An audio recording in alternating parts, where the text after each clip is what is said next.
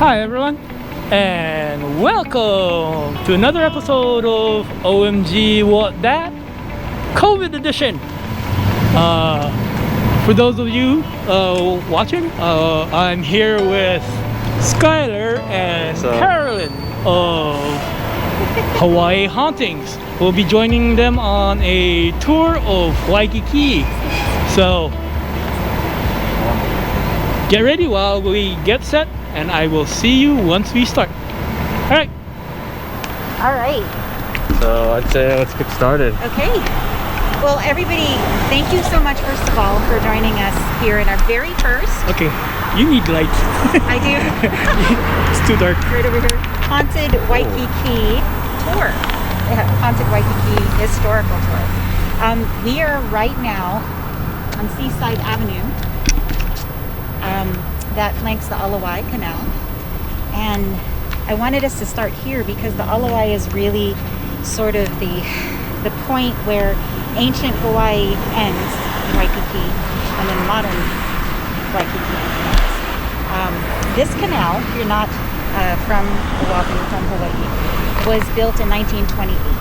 It was actually called the Waikiki Dredging Canal, and it was a project that was floated by Walter Dillingham, who was a businessman. He lived over where La Pietra is. That was his actual estate. And before that, La Pietra was Papa Ena, which was a luakini heiau, a sacrificial heiau, a very important heiau for the Native Hawaiians.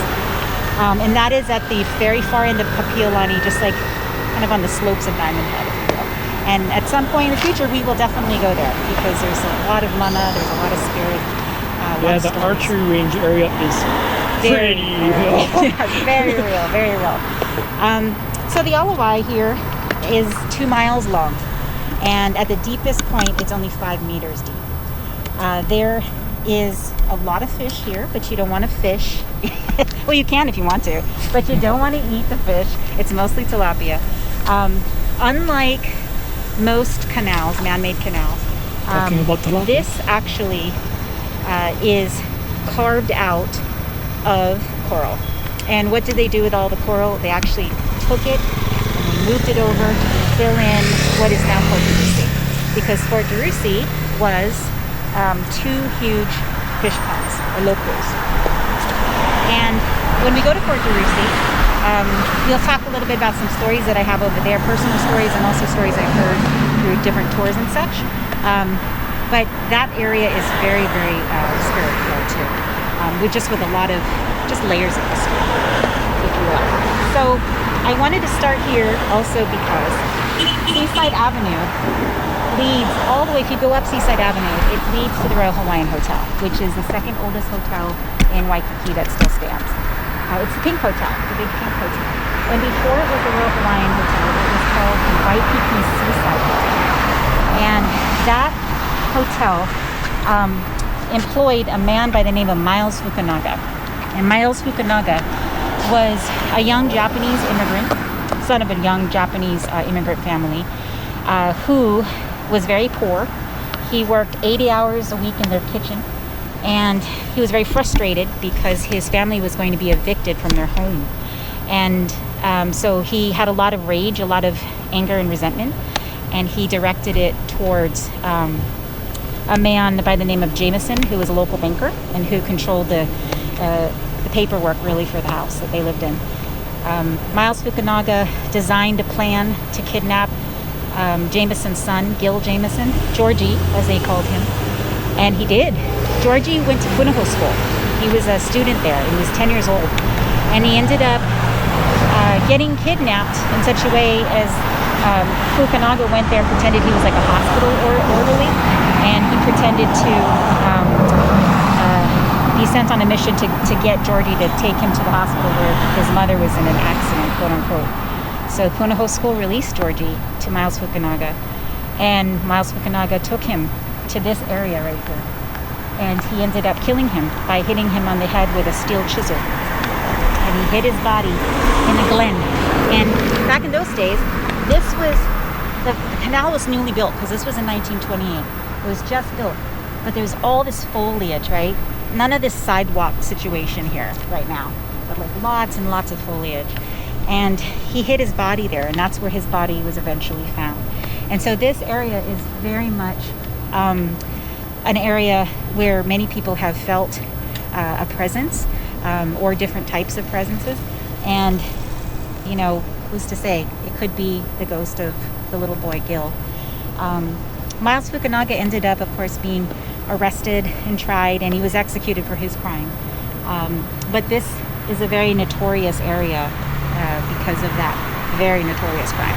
I'd say of the two huge cases in Hawaii, the first being really the Massey trial in the 1930s, the Miles Fukunaga case preceded that and was also very notorious. So, I wanted to say before we move on from this place, if you look across the way, that big building right here is called the Marco Polo building.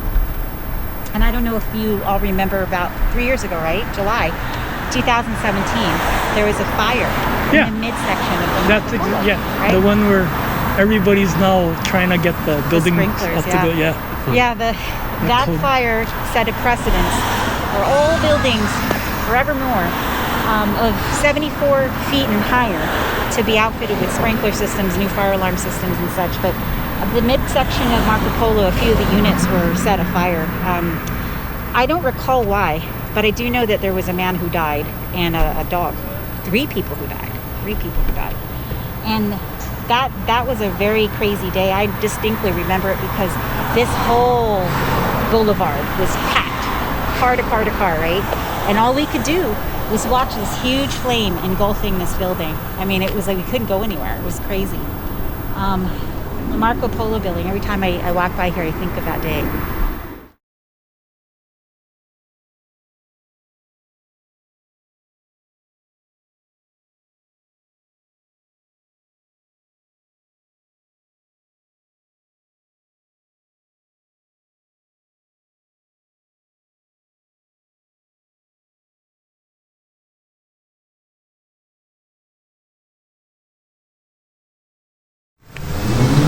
So here, we're gonna head on towards a couple more lights. Okay. And I was telling Jobu and Skyler before we got on camera, there was a recent death.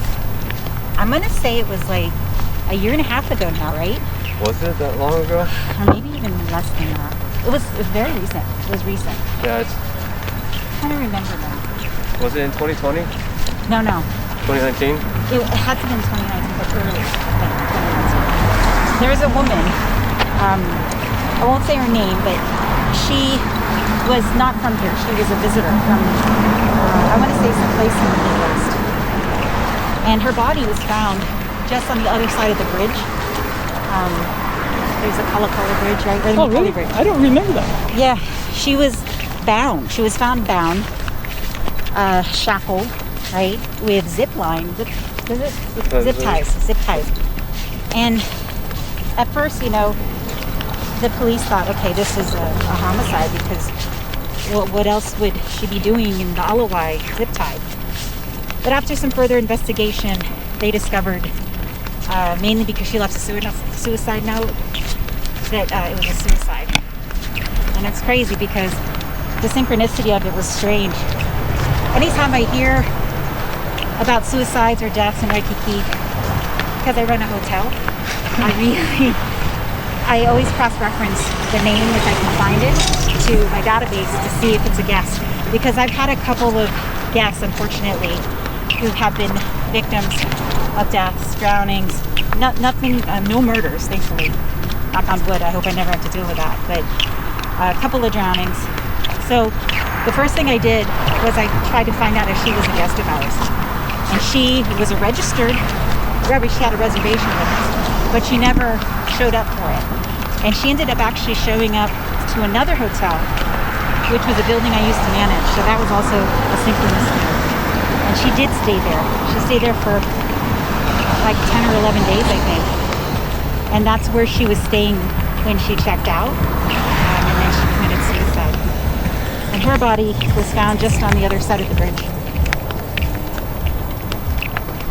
Wow, that's a far walk though. Yeah. Can you imagine coming across something like that though?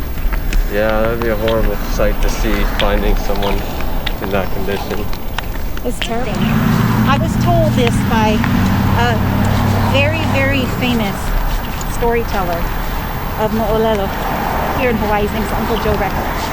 And he taught me a lot of the stories in Waikiki, but he always, when we go to Port DeRussy, he paints this picture of this beautiful land that was filled to the brim with fish. Makes me hungry every time I go there. And he talks about how, thank God, the people who developed Port DeRussy and Waikiki's total didn't put concrete into the ground. It was all coral, right? So if they wanted to, they could actually dig up that coral and they could fill the pond again. Can you imagine? Cool. Amazing. So cool. And if you want to see a really, like a fish pond that's actually thriving, a fish pond in Kaneohe. Yep. Beautiful. Beautiful representation, an actual thriving fish pond. Think of something like that, Google that, look at it in images, and think about having something like that in Port DeRussy, because that's what it was back in the day. But I wanted to tell you guys, and maybe I should wait to tell you when we get there, but I guess I'll tell you now. When I was a teenager, I'd say I was about 15, I went to Duke's Beach, where the statue is, right, of Duke. And we're sitting on the beach. I happened to look up at the Everside Tower of the Hyatt Regency. I just looked up and I saw midway somebody jump from a window. And that freaked me out. Obviously, I was like, holy blink. Oh my God. So I ran to the substation, because the substation's right there, yeah? And I ran to the substation and I told them, oh my God, somebody jumped from the Hyatt. So they sent some officers over there to check it out. And they found no body. There was no body. Oh, really? But what's strange was, they said I was not the only one who saw it. There were other people who saw it as well. There's no way that this person could have landed, got up and walked away, because it was midway where that person jumped. I was taking it to be a woman because of the long hair that I saw. Wow. But what was crazy was, since that day, I'm convinced that something happened to me where I see suicide victims in Waikiki. And when I was a teenager, I used to think, oh man, you're nuts, you're crazy. You have lost your mind. But I'm convinced of it, and the reason I say that is because, well, I've lived and worked in Waikiki for almost 10 years, right? I see a lot of strange Things. here. And that's not unusual, because there are a lot of strange people. We've got a big homeless population. Most of them are mentally bad mental things. But the people that I'm seeing are not homeless people. They're mostly Japanese, and they're mostly looking to me like just completely lost, big in their face, not understanding where they are, not understanding where they're going, and just walking through people, you know? And I see this all the time, and it's gotten to the point where I'm just used to seeing it now. And when I have lots of contacts with HPD, and we talk about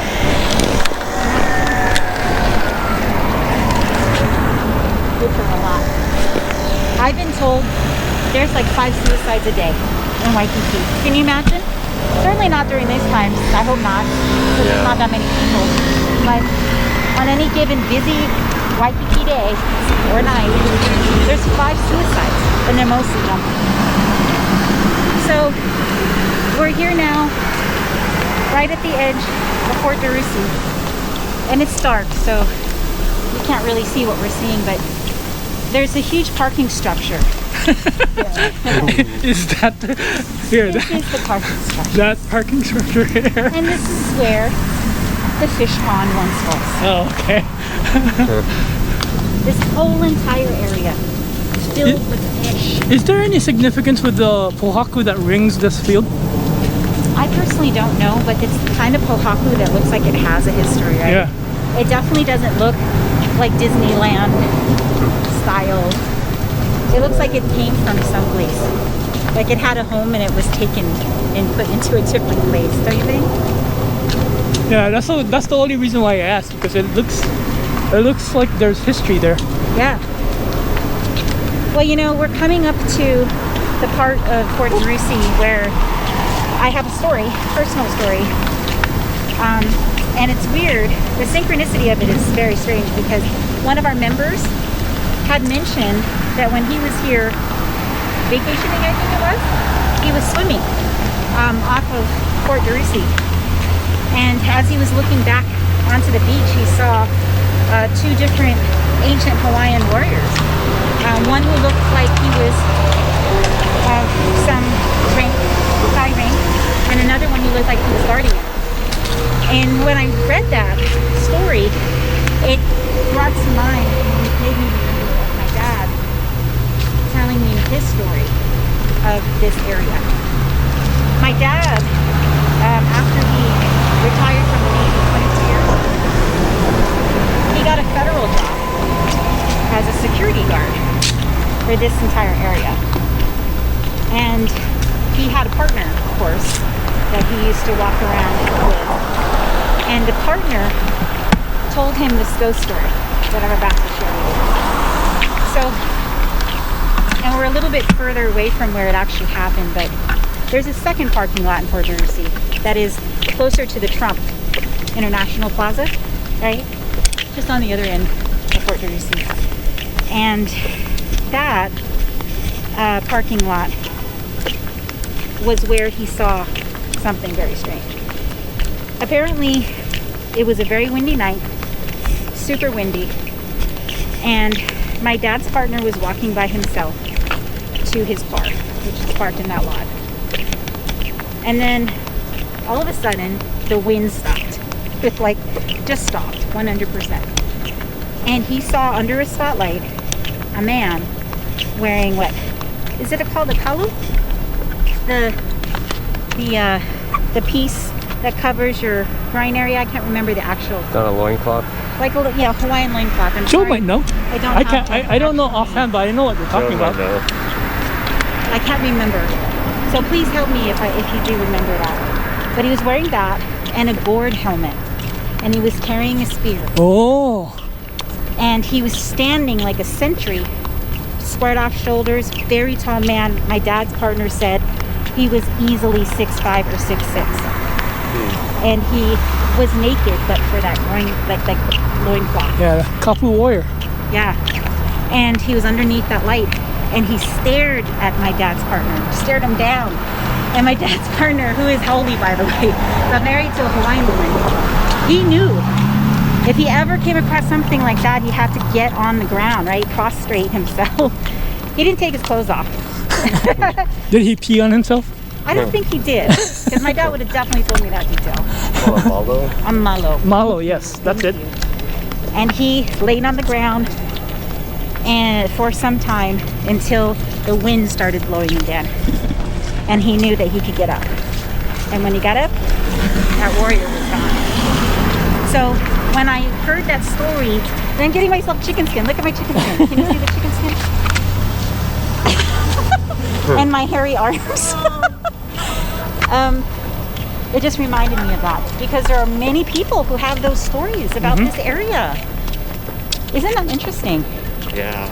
Well, I know the Hilton Hawaiian Village is one place listed as one of the more haunted hotels, said to be Pele. Yeah, with the red dress. Yes, Yeah, back and forth. someone was talking about that. Yeah, going back and forth in the corridors and all that kind of stuff. Hawaiian Hilton Hotel, 1960s, and many workers see Pele in a red, who introduced herself as Pele. Huh. And she would walk between corridors and rooms and all that kind of stuff. Yeah.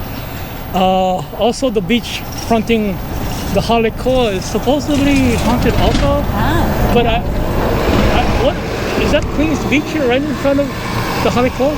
Queens Beach is further down. Like over by the volleyball. Yeah, something about that used to be the only beach the ali'i the ali'i could surf at, Right. and they're angry that everybody now surfs Yeah. at that beach. So, Yeah. Because I know I've heard stories about ali'i protecting their surf breaks. Yeah. Right. So So Brianna asked, do you know anything about the old Japanese statue in the back alley of the old international marketplace? I was flat, large, and faced the ABC store. It's from the old international marketplace. Yeah, the old. I don't have a story on that. I don't know. I don't think it's still there. it might be the same story that a lot of people are saying. Yeah. The EV that was found there was left there during the old times, and they left the EV there Yeah. and built around the location. Now, I'm just going off what I remember. The old banyan tree was the exact location of where the EV used to be, but I hear they've torn that down, and It was rat infested. yeah, Yeah. and now the EV is now located in the more like a total obvious. If I remember is. correctly, Yeah. you told me it was obviously there. It's very obvious. It's actually hidden in plain sight. Yeah. And what I've always thought would be interesting is to see if anybody who has like sensitivities to spirits or energies, if they could see or they could feel where it is. Because when you go into the new international marketplace, when you find out where it is, it's like, whoa. Oh my gosh. But you know, it's not unusual for buildings to have EV and to have interment places on the property, Yeah, right? exactly. They oftentimes, and Brother Kai Markel could possibly chime in on this if he's watching or maybe later. Sometimes the decisions are made by the organizations that investigate these types of, Cannot do findings. nothing about. Yeah, they decide, and maybe they coordinate with that decision. You know, they make the decision with the property, whether to keep the bones there or to relocate. relocate them. Yeah, there is something in Ala Moana. I don't know if most people know about this, but I call it the unforgotten burial ground. The EV is just buried. Yeah.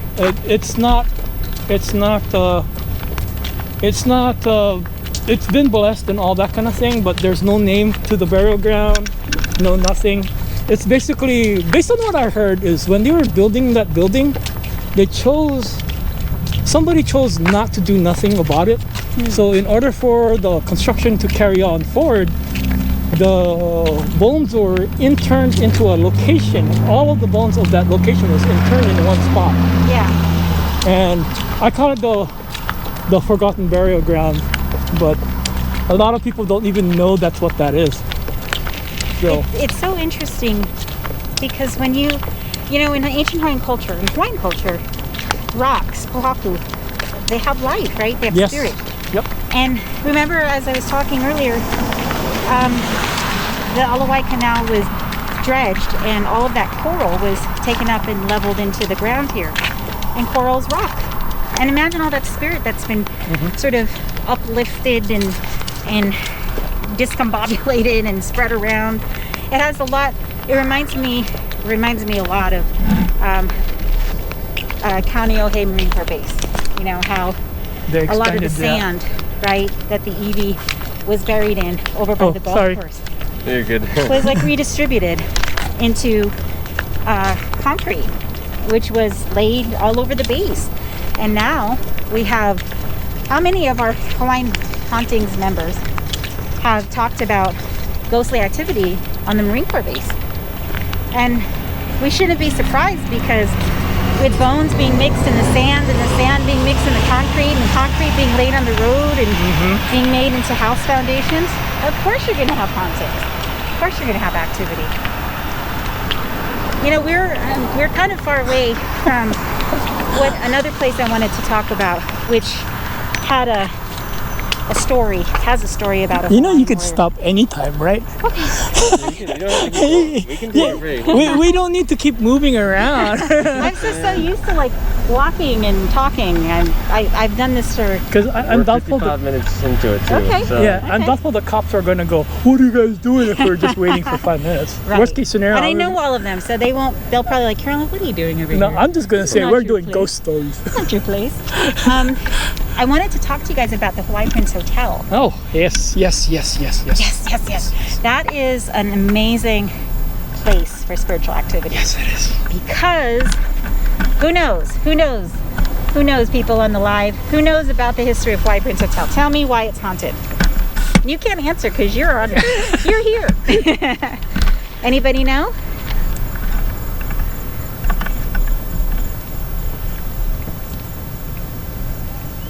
Nothing yet. Okay, I'll tell you. Because it was a hospital. It was the original Kaiser Permanente Yep. hospital. And in the 80s, it was imploded to make the Hawaii hotel. Prince Hotel. Yeah. And it was a very famous day because Magnum PI used the footage in one of their episodes. You can look it up on YouTube if you're interested. Like the old Magnum PI? Yeah, the old Magnum PI, not the new one, the old one with Tom Selleck with the big mustache. So they used that as footage for one of the episodes. But the story goes, and I've heard this from Glenn Grant, I'm sure I've heard it from Lopaka, I've heard it from many, many other people. It's a famous story. It's a very famous story. Supposedly, right before they were going to push the button to implode it, a Hawaiian warrior came out the front doors. He came out, stood there so that everybody could see him, and then he just turned on his heel and walked back in. And it delayed the implosion for 2 hours because they were trying to find this dude. They couldn't find him, right? So I wish somebody had video footage of that. I mean, you would think they would, right? This or a is picture? This is 70s. No, it was 80s. It was 80s. I thought it was in the 70s. Early 80s. Early 80s. No. I mean, it would have something, but that's a very, very popular urban legend. And I Yeah. don't know if it's true or not, or if it's just a legend, but that's one thing that I can say. Because it's a hospital, it was a hospital, there's lots of spiritual activity there. Another thing about that area, there was a fire over by the Chart House, which is one of my favorite restaurants. Is that by the Ilikai? Yeah. Okay, Yeah. the one downstairs from Morton? Yes. What used to be Mortonton. Yes, there was a big fire in the 70s. Nobody was hurt. Nobody was killed, to my knowledge, but it destroyed a big portion of the property. But my husband and I go to the Chart House a lot, and we love it. Well, we actually used to. We don't go anymore because of COVID. But I will try my hardest not to use the restroom at the Chart House. Is it what? Is it the same thing as the faceless lady? Well, what it is for me is it's just I get this really strange negative vibe that actually makes me afraid, and I don't get fearful often. I'm a pretty brave girl, but when I go down there, it freaks me out. And the last time I was there, before the pandemic, I went there with my husband, and I was holding. I didn't want to go pee. And I couldn't hold it, so I went downstairs, and there was nobody in the bathroom with me. There were 3 stalls. I ended up going into the last stall, doing my business, coming out, and I heard the middle stall door just creak open. I caught that stare, Right? by the way. And then it went, and it closed back open. I mean, there's one thing to have it swing open, but it's a whole other thing to have it go to a closed position, right? Yeah. And that freaked me out. So I ran upstairs. I asked the bartender if there's any kind of weird ghost stories about this place, and he had this knowing look on his face, no. I'm They like, no, do that. certainly there was. So I asked the waitress, and she gave me the goods. She said, oh yeah, you are 100% right about that bathroom. It is so haunted, and we don't know what it's down there, but there's something really crazy. So try it sometime if you dare. Is it just a female bathroom? Female bathroom, to my knowledge. Yeah. And And it's at the Ilikai. It's at the chart house in the Ilikai building. Yeah, the Ilikai itself is haunted. That's what I've heard experiences too. there. Brianna is staying in the Ilikai Right now? right now. Oh my God, synchronicity. And she used to work at the Harbor Pub. We share those restrooms. Oh, what did you think? Did you feel anything weird there? There was a stabbing and a homicide at the Harbor Pub. Oh, in the bathroom? Was it in the bathroom? Oh, chicken skin. Yeah. Oh, There's a lot of modern type hauntings at the Ilikai. this is very, very. I tell you, it has a negative vibe there, like a very eerie vibe. And I hate going to that bathroom. If I can help it, I don't go. I'll go to another bathroom. I'll go to like Outback's bathroom or Red Lobster's bathroom, but I won't go in there. Wow, that's crazy. It happened near it. Wow. Wow, that's crazy that she's staying at the Ilikai right now. Very cool. Tell her to go to Coconuts. Go to Coconuts and sit next to the very back stall and tell me how you feel. That's Coconuts. Before that restaurant, Coconuts, there was another restaurant there. They closed down because of a major fire that burned their kitchen. Oh, goodness. And one of the workers died. Oh, man. It is so dark here. It's Oh, well, based on what I researched, this is one of the spots that me and another, I'm not gonna say his name because he might get mad, but me and another We're gonna continue this. ghost hunter / investigator / explorer, so he knows who I'm talking about. We were gonna do this location right here because it is said that this was once an area that, you said this is where the heiau was, right? Fort DeRussy?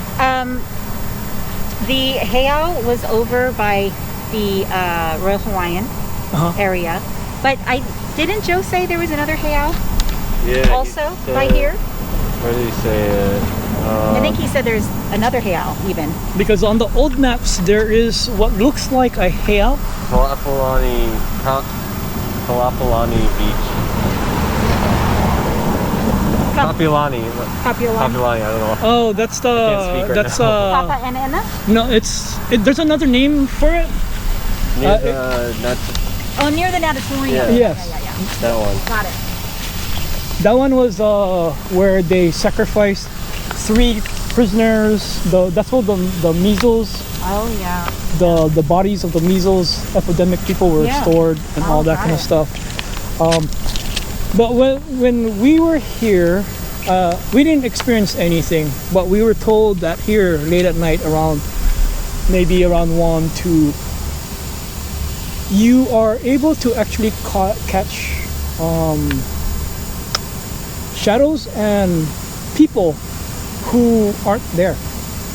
I mean, you'll see them like how we are standing. Yeah. But as you approach them, they disappear. Real people or shadow people? They look like real people, Oh. but as you come by, they disappear. Okay, I want you to get a picture of my chicken skin again, because I'm going to tell you, I wasn't going to tell you the story because I'm a bit shamed, but I feel like it's a synchronous moment, so I will tell you. Is it this location? It is, this Okay, location. so- So I had a boyfriend when I was a teenager, and he was a dear boyfriend of mine. I was with him for a while. And you know how dark it is, right? You're a teenager, you have teenager feelings. You're like, okay, opportunity is here, let's do this. So we were over here in this garden area, which is called Kalia actually, which means waiting place. It's a waiting place. And we decided to enjoy ourselves under a tree where it was very dark. Mature content. Right, watch your content.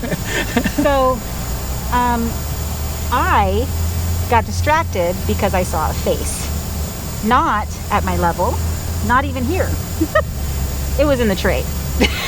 And I freaked out because I thought maybe somebody climbed the tree and somebody was staring us from the tree, right? So this was before cell phones, like we didn't have, but he had a flashlight on his keychain. So we shone up the tree right away and there was nothing there, nothing at all.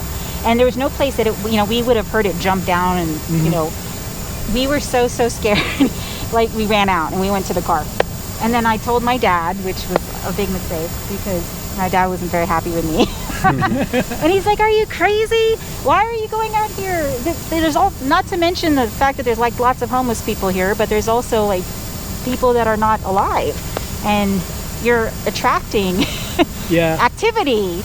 You know, they're probably curious about what you're doing. So I remember that. So it's funny that you said that. Yeah, here, like I said, when me and that other collaborator, we ended up coming over here. We ended up choosing not to do it because he started having ominous feelings. Yeah. So it was just because he's a sensitive, and we basically chose to see the more frequented spots for tourists. Yeah.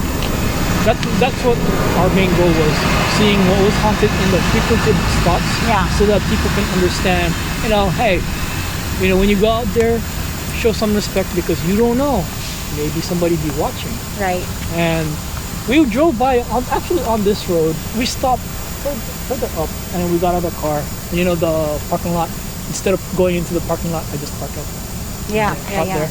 Anyway, we walked this area. We walked all in that back area. He started having really foul feelings.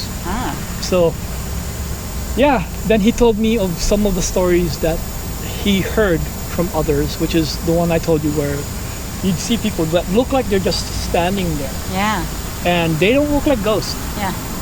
They look like figures, like solid. you right now. Yeah. Solid. Isn't that interesting? From a distance. Whew. But as you get close, and of course you're watching them through the whole thing, they disappear. Just disappear. Well, there are lots of banyan trees around here, guys. And banyan trees in all cultures, especially in Asian cultures, are like soul captures. Yeah. or houses for spirits that are elementals. In Guam, in the Chamorro language, they're called tatamona trees. And in the Philippines, they're called balete trees. And I can tell you, I've lived in both countries, both places, and they are definitely spiritual centers. And if during the day you're here in Port DeRussy, there are lots of banyan trees. Yeah. So you just never know, right? Yep. There could be some And who's to say? Maybe capre. Oh yeah. Again, I bring up the Filipino folklore, but we have to, because capre. Even Joe believes in capre, right? The big giant of big giant that of a likes man. to smoke cigars and wear his Chinaman's hat.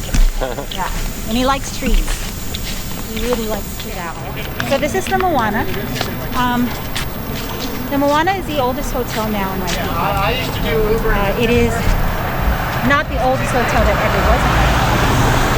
There are many hotels in Waikiki actually preceding Moana, but this is the oldest one that now stands.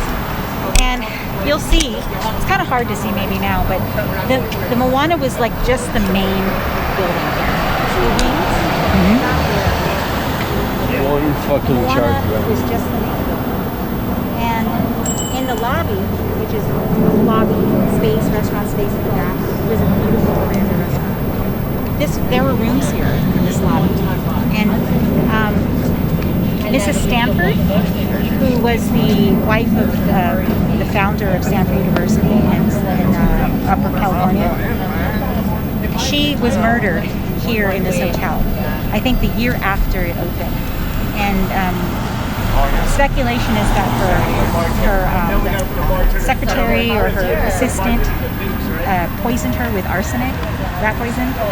But they think she did that because Mrs. Stanford had a bout of arsenic poison before she came to Hawaii, so it's very highly suspicious.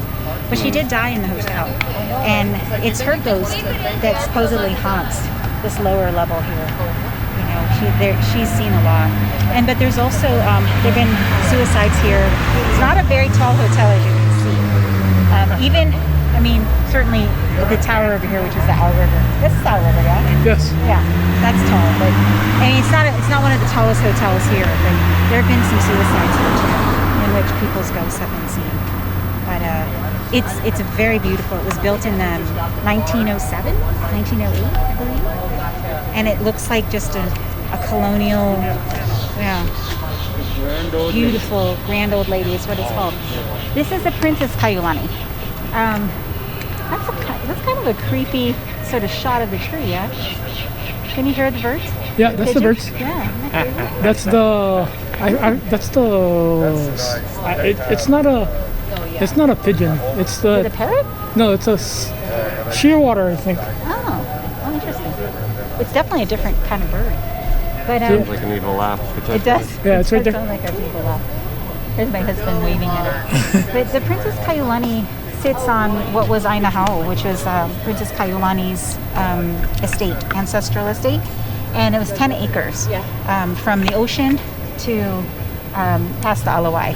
And Princess Kaiulani was supposed to be the inheritor of the throne right after Lili Kalani, but unfortunately the kingdom was overthrown before that could happen, and she died when she was 23. But she lived here in like idyllic splendor. She was very good friends with Robert Louis Stevenson, who was a famous author, wrote Treasure Island, among other stories. And her husband, she was never married, but her father was a Scottish man by the name of Archibald Cleghorn. And I was telling the guys earlier before we started filming that before he died in his will, he said that he stipulated that the territorial government could utilize the land for what they wanted to do, as long as they kept some portion of it as a public park. And so the park that remains is just that triangular park on Kaiulani Avenue. no worries, ladies. Kaiulani and Kuhio. That's it. Kaiulani, her spirit, is supposedly in the buildings here, you know. Princess Kaiulani's spirit supposedly roams the whole. It tells a really amazing story, which I won't retell here, but just short form. There was a guest who saw her spirit, a helpful spirit she was to the guest who needed some information. But you know, what I want to say about this place that not a lot of people know is that there was a church here on these grounds, and there was a graveyard. Right? Blank, yellow, And then when it's green. Kuhio, when he divvied up the plots of land in Waikiki to sell, My friends are young. he took a lot of those bones and he had them put other places. It was a huge controversy during the time. Prince Jonah Kuhia and a lot of the Hawaiians at the time were very upset about that because they were moved from the cemetery that was here associated with the church to a different location. I don't know where those bones were moved, but this was all sacred ground here too. Yeah, and I found that information out by reading an interview that was conducted by the University of Hawaii at Manoa. They interviewed Leslie Fullard Leo, who was a resident here during the early 50s, 40s, and 50s. He grew up here, and he remembered that as part of his like childhood memory. He, aloha, in his interview, he said that this Moana hotel, at the time when he was a child, only people who could go into this hotel were Hawaiians. No Asians could go into the hotel, and it was a very elite place. So he remembers that distinctly. He said that in that same interview, he said that back in the day, before the Alawai, well, actually after the Alawai, but even still, there were lots of duck ponds. He said he remembers all the mosquitoes, all the duck ponds, and just Waikiki being a completely different place. And he said that the water seemed to be a lot closer to here than it was where it is now. Yeah, my dad said they actually filled up. They put more barriers and then added sand. Yeah. So Waikiki Beach is actually more expanded than how it was during our younger days. Yeah. Because they wanted more beachfront for the tourists. Crazy, right? Yeah. Should we try to get into there? I don't know if it's open. Can you see the door? Because see, when it's open, the doors are open. They leave the doors open.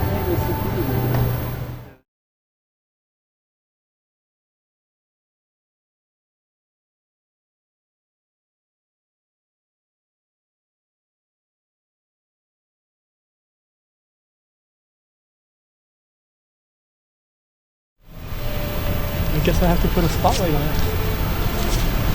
No shining in the police car. I know. He's like, why are you blinding me? Because you blind me all the time.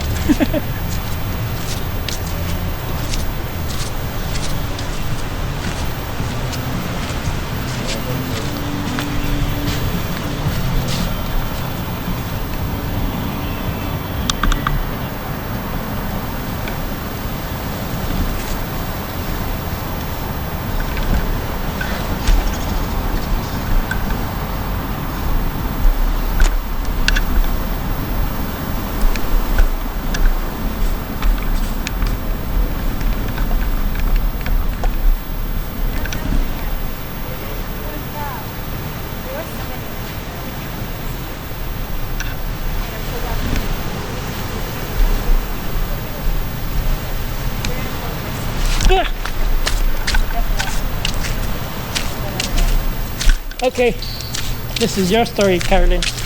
Tell it. The wizard stone. I'm not memorizing the story behind the wizard stones other than I remember what I was told was they were brought from a different location like Tahiti by wizards, and they were initially brought to one location and moved to another, and nobody knows exactly how that happened. But there's a plaque here, I think. Yeah, on the other side. On the other side, let's look at the plaque. Yeah, it's funny. So we can actually get the real story. Yeah, let's see. Wow. Don't fall. I almost did too. The ghost pushed me. It's kind of a weird. Okay. It's barely readable though. Oh yeah, look at all this information. Hold on. Is that in Hawaiian? Oh, the Yes. wizard stones. Okay, my husband. The English is Look over it up. It says this ancient site is located in the heart of Waikiki, right on the beach near the Kahanamoku statue. If these four giant stones could talk, they would have an interesting story to tell.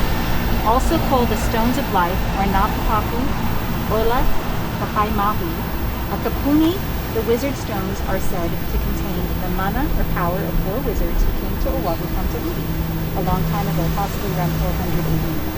According to this ancient legend, the four wizards named Kahaloa, Nohi, Kapuni, and Kapaimahi possessed healing power. They settled in Waikiki near where today the Moana Surfrider Hotel is located.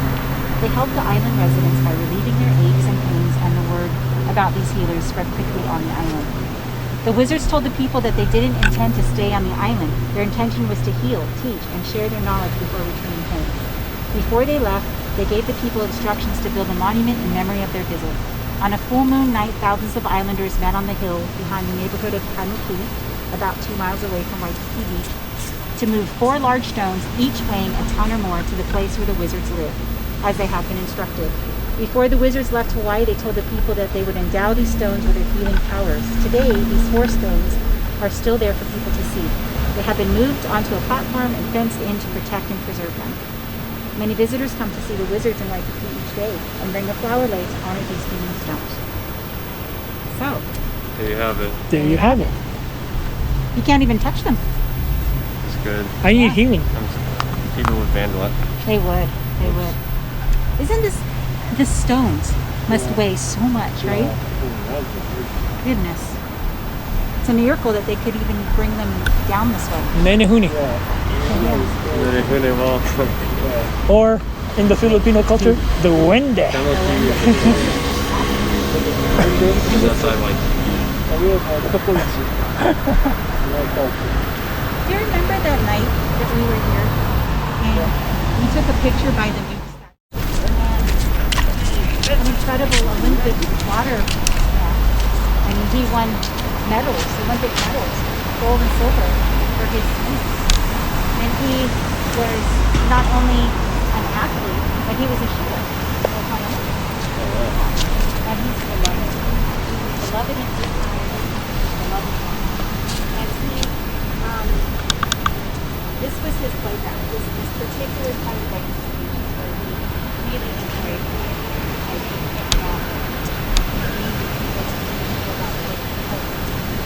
he lived, his family homestead was where the Pokemon lived. That's where his family lived, but he loved this area. It was not for surfed a bluebird wave, bluebell wave. It's either bluebird or bluebell from Diamond Head. You know where the breaks are in Diamond Head, all the way to here, which You is mean like Kaimana Beach all the way down? past. All you know where the Diamond Head lookout is? Those waves there, all the way over here. Really? Yeah, and they say that it's over a mile, and he surfed that wave all the way over. That's here. crazy. So that's a pretty cool story. The other thing I wanted to show you about the statue is that Duke's wife, when she saw the statue, she was a little bit concerned because she felt like his shorts were too short, too high up on his thigh. Hey guys, thanks again for coming by on this episode of OMG WAT DAT. I'm here with Carolyn, Skyler, and also Carolyn's husband, Dingy. We're gonna close the tour of Waikiki. For those of you who actually stayed on, thanks for coming on, and don't forget, share, like, and subscribe. Till the next video, I will see you later. OMG WAT DAT. Thanks again.